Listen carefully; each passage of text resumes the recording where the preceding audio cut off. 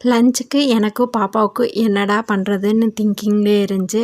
Okay, கம்ஃபர்ட்டான food ready பண்ணிடலான்னு சொல்லிட்டு ready பண்ண ஆரம்பிச்சிட்டேன். என்ன எனக்கு கம்ஃபர்ட்டான ஃபுட்டுன்னு பார்த்தீங்கன்னா, ஒன் பார்ட் வெஜ் ரைஸ் தாங்க. இது ஆல் டைம் ஃபேவரெட்டுன்னு கூட சொல்லலாம். ஏன் ஆல் டைம் ஃபேவரெட்டுன்னு சொல்லணும்னா, ஈஸியாக குயிக்காக 20 மினிட்ஸில் ரெடி பண்ணிடலாம். அதனால தான் இது ஆல் டைம் ஃபேவரெட்டுன்னு சொல்கிறேன்.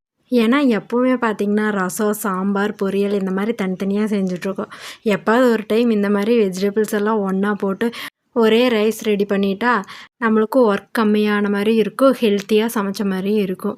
இப்போ இந்த ரைஸுக்கு பார்த்திங்கன்னா தேவையான அளவு ஆயில் ஆட் பண்ணிக்கிறேன். அது கூட 1 டேபிள் ஸ்பூன் நெய் ஆட் பண்ணி கொஞ்சமாக கடுகு, சீரகம், அப்புறம் கட் பண்ணி வச்சுருக்க வெங்காயம், 2 பச்சை மிளகா, கருவேப்பிலை இதெல்லாம் ஆட் பண்ணிவிட்டு அதுக்கப்புறம் கேரட்டு, உருளைக்கிழங்கு, பீன்ஸ், தக்காளி இதையும் ஆட் பண்ணி வதக்கிட்டு ஸ்பைசஸ் ஆட் பண்ணிக்கிறேன். கொஞ்சமாக சாம்பார் தூள், மஞ்சத்தூள் 1/4 டீஸ்பூன், அதுக்கப்புறம் மிளகாத்தூள் 1/4 டீஸ்பூன் ஆட் பண்ணிக்கிறேன். ஏன்னா இது பாப்பாவுக்கு கொடுக்குறதுனால காரம் கம்மியாக சேர்த்திக்கிறேன்.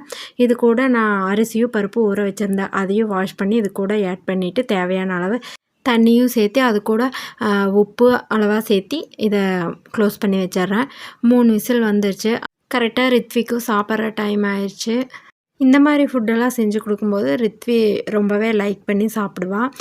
இது கூட லைட்டாக தயிர் வச்சு ரித்விக்கு கொடுத்துருவேன். பாப்பாவுக்கும் சேர்த்து செய்கிறனால தான் கொஞ்சம் குழஞ்ச மாதிரியே செஞ்சுருக்கேன். அப்போ தான் அவங்களுக்கு சாப்பிட்றதுக்கு நல்லாயிருக்கும்.